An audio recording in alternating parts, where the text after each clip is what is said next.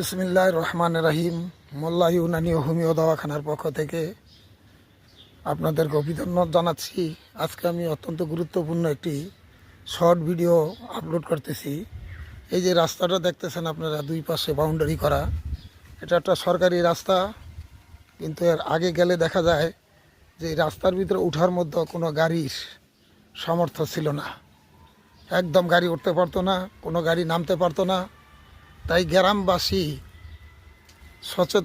সচেতন থাকার কারণে তাদের নিজেদের অর্থায়নে এই ব্রিজটার এই যে নিচের রাস্তাটা সংস্কার করতেছে।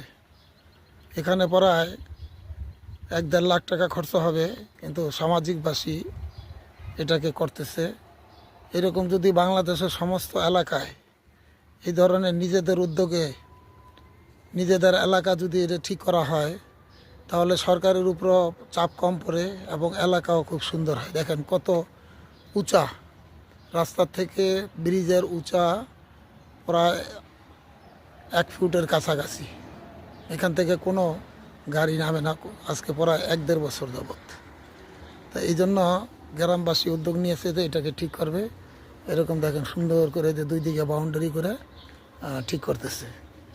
এই সামনে আবার একটা বড় মসজিদ। তো সবাই সুস্থ থাকেন, ভালো থাকেন। আজকে আমি এই দোয়াই করি। আসসালাম।